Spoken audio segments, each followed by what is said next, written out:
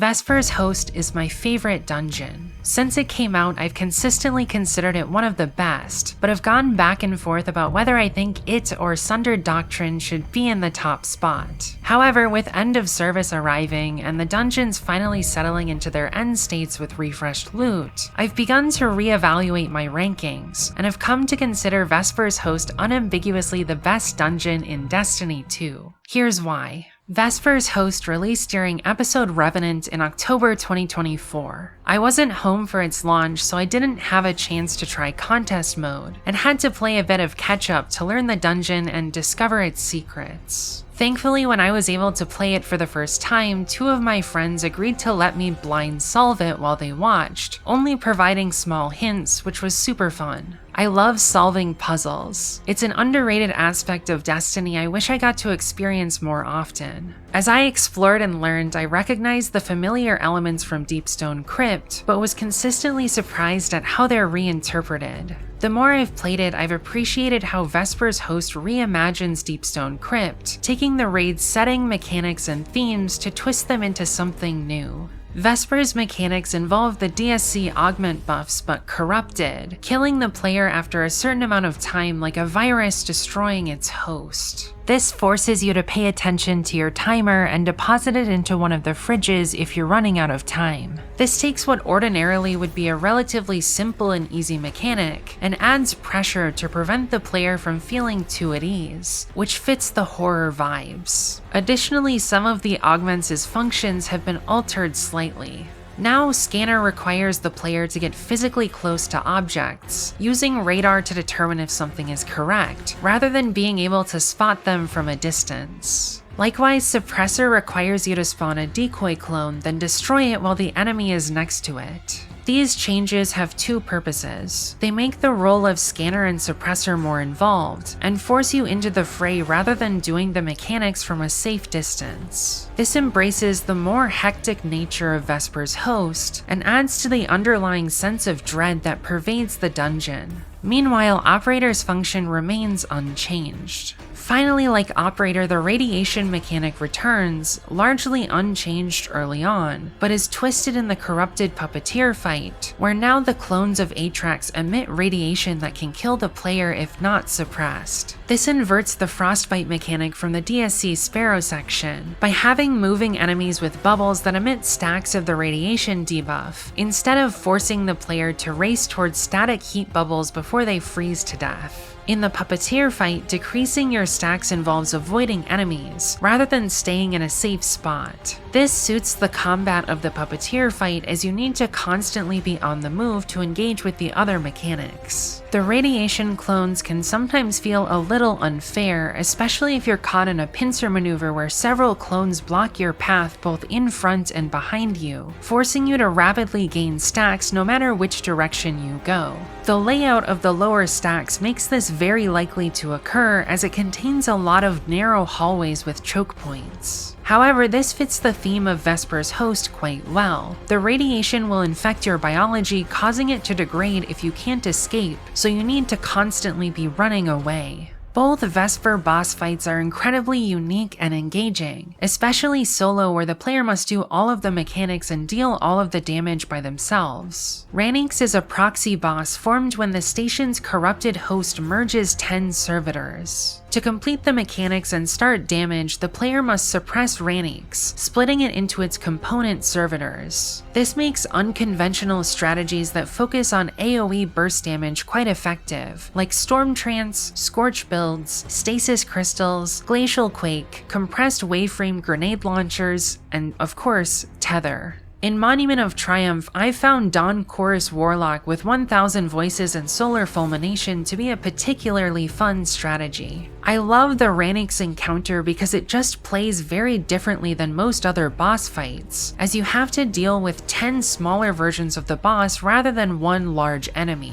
It plays on the themes of replication in the Atrax encounter from Deepstone Crypt, but twists things, forcing you to fight every servitor at once instead of dealing damage to a single correct Atrax body. I also like the cycle of teleporting to the top floor and suppressing the boss to figure out the correct numbers to shoot with Operator. I find splitting Ranix into its component servitors and reading the numbers very satisfying. Puppeteer also reimagines themes of replication as the host infects Atrax 1's derelict exobodies, reanimating them as corrupted puppets to be wielded in service of its goals. Like DSC, in this fight there's a single correct Atrax that must be damaged, but the difficulty comes from also dealing with several mini-boss clones of Atrax while completing all parts of the encounter. Puppeteer is unique because it has one of the longest damage phases in the entire game, forcing players to utilize strategies with high total damage. The length of the phase is mitigated by its complexity as players must dodge the arc lightning from the anomaly, while dealing damage and avoiding an onslaught of clones. Thankfully, they don't give the player radiation stacks during damage, which would have been a bit much. Given how hectic DPS is, effective strategies require a careful balance between survival and damage dealing.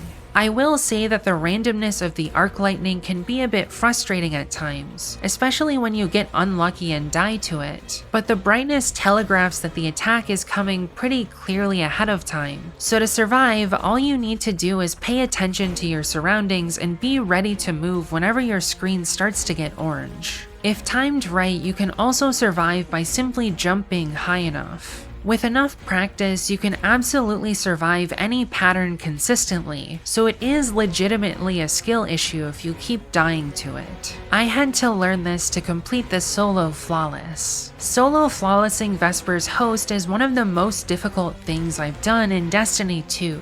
It's far and away the most difficult solo flawless dungeon in the game, given the high number of unforgiving insta-kill mechanics, especially during the Puppeteer fight. In my opinion, the first two encounters aren't particularly difficult when compared to other dungeons, although there are still insta-kill mechanics to contend with, so you have to pay attention to what you're doing. Still, the mechanical complexity isn't that bad. Corrupted Puppeteer is the single most difficult dungeon encounter in the entire game, and it's not even close. There's quite a bit of skill expression in your management of the augments, bombs, DPS, movement, and the radiation clones. I had to significantly level up my understanding of the encounter and strategy to even get a solo checkpoint clear of Puppeteer for practice, before I was ready to attempt the solo flawless. Puppeteer creates a massive difficulty spike at the end of the dungeon, but I still think it's a pretty good encounter given how much you can strategize and optimize it. The biggest killers for me were usually radiation during mechanics and lightning during DPS. I died dozens of times before getting that checkpoint clear, but that practice enabled me to get the solo flawless on my first real attempt. I just had to lock in, pay attention at all times, and play my life. It was an incredibly rewarding experience, even if it was a little frustrating at times. The feeling of finally clearing was so much better than any other solo flawless, because I truly felt like I'd earned it given the extensive practice and effort I'd put in. Both DSC and Vesper's host take place on space stations in orbit around Europa. The names of each station are antonyms. Morningstar refers to the dawn sky, the final stars visible before being rendered invisible by the sun's overwhelming light. Meanwhile, Vesper refers to the stars of the evening, the first to become visible as the sun sets, giving way to twilight. Where Deepstone Crypt is a new beginning, Vesper's host is an ending. Where Morningstar and the Cryptid Guards are pristine, virtually untouched by the centuries following the collapse, Vesper's station is corrupted, having unraveled into dysfunction, host to a viral digital infection that threatens to destroy everything. The threat in the Deepstone Crypt is external, House Salvation trying to steal the secrets of Clarity Control and the Exobody project. Meanwhile, the threat from Vesper's host is internal, an experimental AI intended by Clovis to take control of Avex's mind, breaking containment and possessing the bodies of servitors in Atrax 1, using them to invade the minds of the Elixni refugees on the station, forcing them into a hive mind that builds the anomaly, which begins to destroy the station. While Deepstone Crypt explores the horror of inhabiting a body, Vesper's Host explores the horror of someone else possessing your mind, your body no longer being your own. Each station is overseen by a caretaker AI. Clovis AI guards the crypt, not wanting anyone to find his secrets. During the raid, Guardians must destroy Morningstar in order to protect the crypt from House Salvation, but Clovis chastises them for doing this. Despite this, DSC is about protecting the secrets of the crypt from falling into the wrong hands. Vesper's Host is Deepstone Crypt in reverse. The player must take a station in deep disrepair and help Astrea fix it, in order to prevent the corruption from spreading and the anomaly from impacting Europa. Astrea is deliberately incapacitated by Clovis, afraid of her seizing control of the station from him. She's a reflection of the broader theme of your mind not being your own, unable to control herself because of the restrictions Clovis built into her. The player must empower her like they disempower Clovis, in order to protect Vesper Station from destruction. What I love about Vesper's Host and Deepstone Crypt is that they're complementary to each other in every sense of the word. Vesper's Host doesn't feel like a simple rehash of Deepstone Crypt. It builds upon its predecessor and uses it to create something truly new and exciting, while preserving the spirit of what made the original so interesting. The aesthetics and music of Vesper's Host reuse motifs from Deepstone Crypt, but corrupted. The architecture of Vesper's Station is in disrepair. The anomaly dominates the sky near the station. The spacewalk feels more horrifying than awe-inspiring. The visuals and audio compile perfectly to create an atmosphere of fear. I love the story of Vesper's Host. The narrative told through the gameplay, environment, dialogue, quest, and audio logs is fantastic, gradually revealing the nature of the corrupted AI, Clovis's unethical experiments, and Astrea's personality. I love her so much as a character because she possesses the perfect blend of wit, exasperation, and sarcasm that contrasts the unnerving tone of the dungeon perfectly, providing gravity and levity at the appropriate times. While not stated outright, it's implied the Nine are somehow involved in the events on the station, as the anomaly receives Lodi's signal as he travels through time from the 1960s to Kepler in the far future. The Ion Initiative is also mentioned during the dungeon, making it clear at the time that Vesper's Host was foreshadowing the future of Destiny's narrative, which was paid off in Edge of Fate. I wish we knew a little more about Vesper Station's purpose for the Nine and the Fate saga, but that story thread appears to be left wide open with the cancellation of Shattered Cycle and The Alchemist. However, I sympathize with the idea that knowing too much about the AI and the station might take away a bit from the horror mystique that makes Vesper's Host so great. The narrative ends with the Icebreaker Catalyst and Armor focusing puzzles, which involve the Guardian giving Astrea root access to the station so she can finally be free from Clovis's machinations, much to Spider's chagrin as he wants to use her for his own gain. We do the right thing, freeing Astrea from her prison of Clovis's making, allowing her to choose her own destiny and unite with her sister Soteria. I'm very disappointed we likely won't learn more about what they do together given that Destiny 2 has ended service. Because I wasn't home for the launch of Vesper's Host, I didn't realize how important the armor focusing puzzles are to the dungeon's narrative. I did read transcripts of the audio logs near release, but was waiting to get Icebreaker to actually do them myself because I didn't realize you could complete them without Icebreaker. The problem is that for the longest time, Icebreaker just didn't drop for me, and so even after Monument of Triumph's launch, Icebreaker was the only exotic in Destiny 2 I didn't have. About a week ago, I finally got the gun to drop for me, and having heard from my friends that the Catalyst puzzle was very fun, I decided to try to figure it out blind. I want to share that story with you because I think it's really interesting. The beginning is relatively simple. There are 3 locations throughout the dungeon where you have to do a simple puzzle with the operator augment. One directly after first encounter in one of the side rooms, one during the 1-2 transition, and a third during the 2-3 transition. At the first location, with a little trial and error, I figured out I was supposed to use operator to shoot numbered panels in order to add up to the number on display. Then I moved to the second puzzle, which was a bit more complicated. Instead of the answer having 2 digits, there were 3. For a while I was a bit confused because I couldn't figure out how to add enough numbers in order to get the 3-digit number the puzzle asked for, but then I figured out that instead of adding the numbers I shot, the puzzle was multiplying them. This realization made it easy to figure out a solution, and progressed to the third puzzle, which was easier to solve than the first two because I quickly noticed the solution was asking for a 3-digit number, which implied I needed to multiply numbers again. But I also figured out that there were 4 blank panels to input the numbers. I quickly discovered that I could input a series of 4 numbers that would add up to a total for each 2-digit set of panels, and then those 2 numbers would be multiplied to get a final number that needed to match what was shown on the display. Once I looked up the factors of 357, I quickly solved it, and moved on to the 4th and final puzzle. This puzzle single-handedly made me decide that Vesper's host is unambiguously my favorite dungeon in the whole game.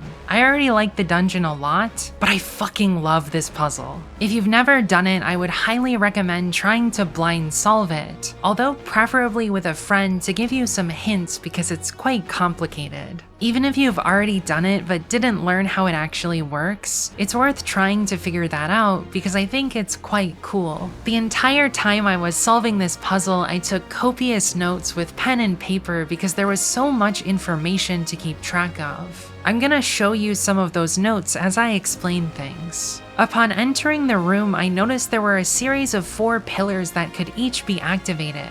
These pillars each had a unique set of displays and panels to shoot with the operator buff. I quickly figured out that I could send numbers between the different pillars, so I mapped out the relationships, but I also noticed that inputting certain numbers would instantly reset the puzzle, meaning I was doing something wrong. Given that I took a class in college about digital logic, which I really enjoyed by the way because it's super cool, it was immediately apparent to me that the top left and bottom right pillars were sending 4-bit binary numbers via 1s and 0s, allowing them to transmit any number between 0 and 15.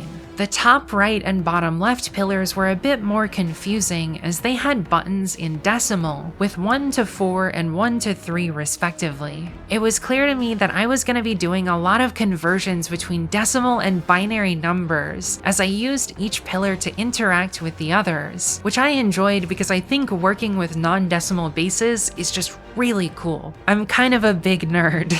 Eventually, after a lot of trial and error and some hints from my friends, I was able to figure out that each pillar represented a unique game. To complete the puzzle, 3 of the games needed to be solved 3 times, while the 4th needed to be solved a single time.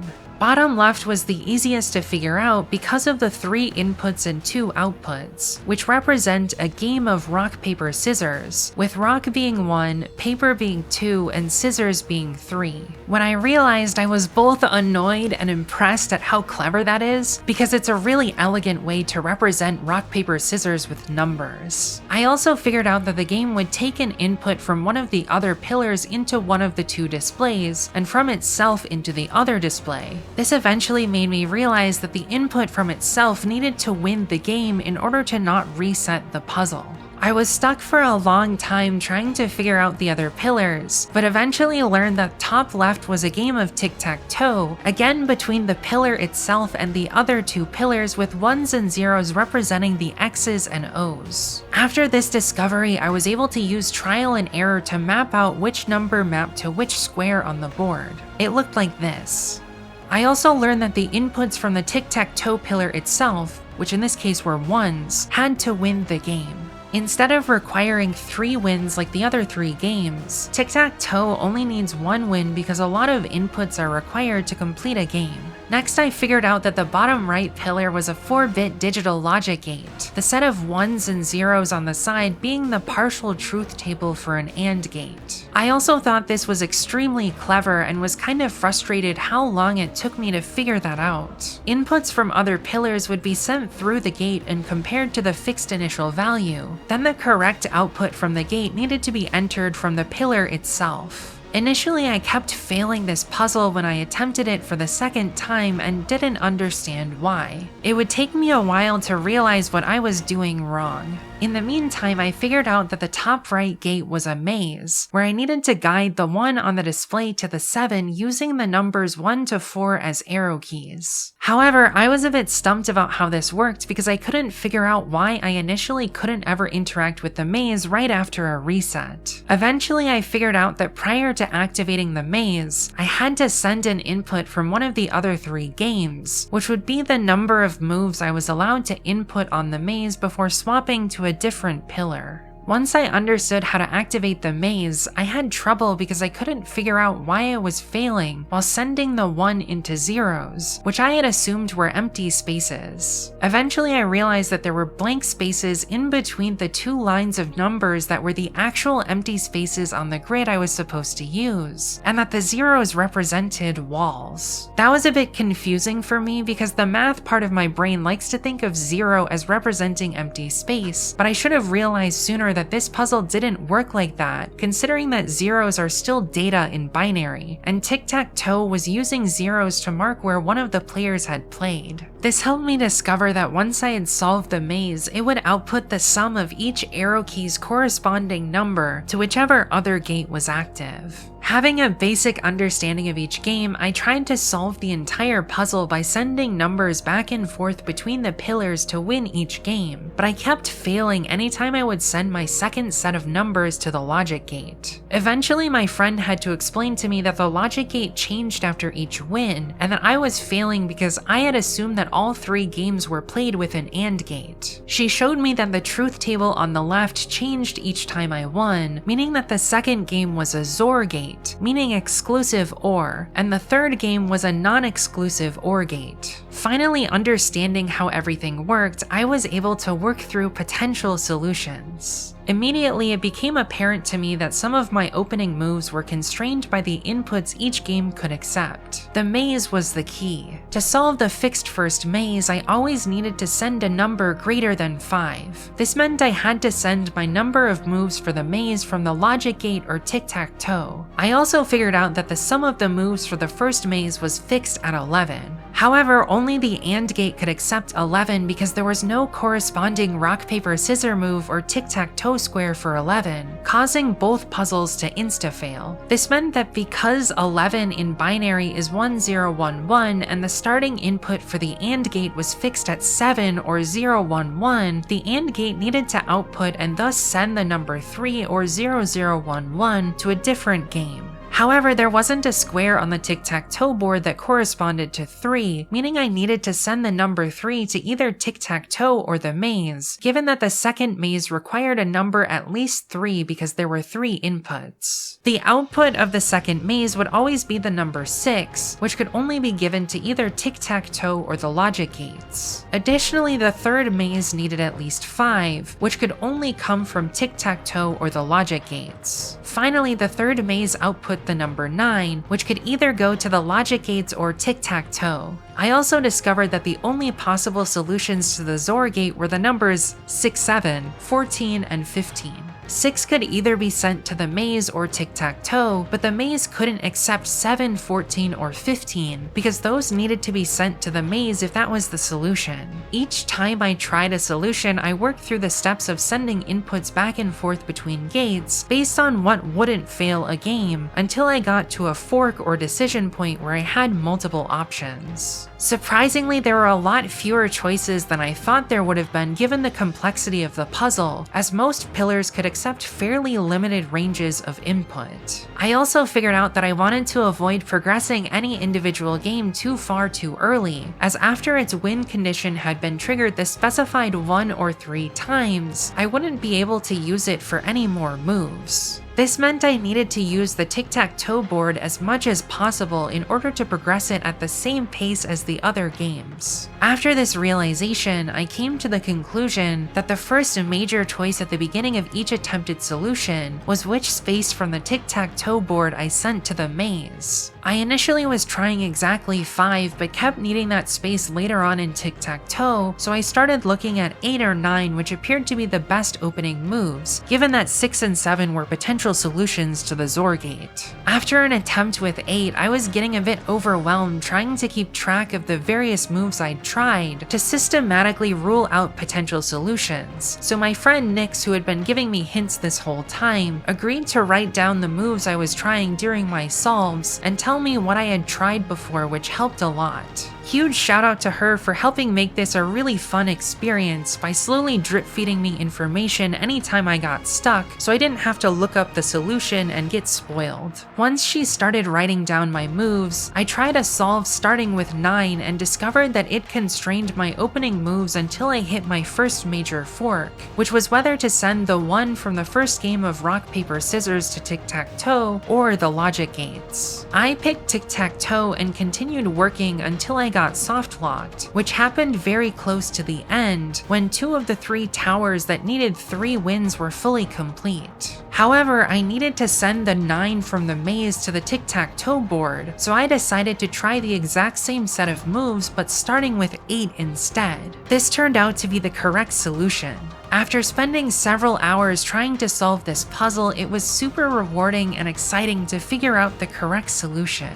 It's already become one of my favorite Destiny memories. It was super satisfying to figure out how each part of the puzzle fit together, and then systematically attack the problem using the logic of each game until I found the correct solution, which thankfully happened relatively quickly. I really enjoyed how obvious it was in retrospect how each of the pillars were giving you hints about what to do via the arrangement of their displays and buttons. In particular, the truth tables on the side of the logic gate pillar. Whoever designed this puzzle is honestly a bit insane because of how complicated it is, but successfully created an incredible experience. It was a bit annoying to have to manage the timer from the operator buff while working through moves, but other than that, this puzzle was essentially perfect in my eyes. It's an actual shame that most people don't solve it themselves and just look up the exact steps online. Even the loot from Vesper's host was instantly iconic upon release, with the velocity baton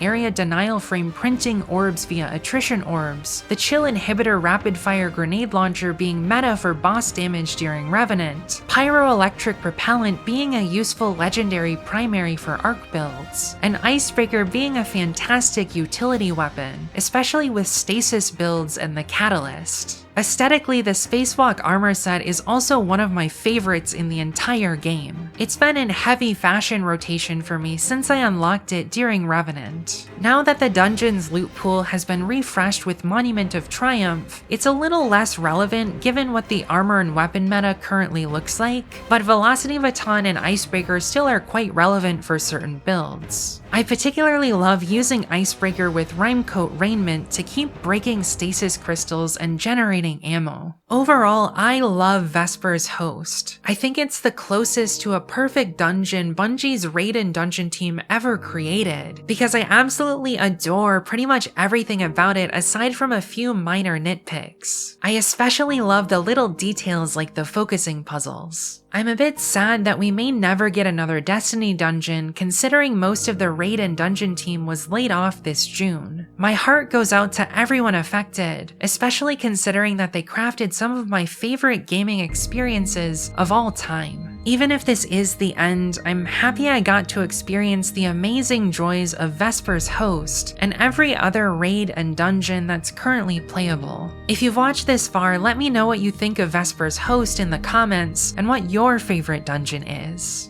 And as always, thank you for watching.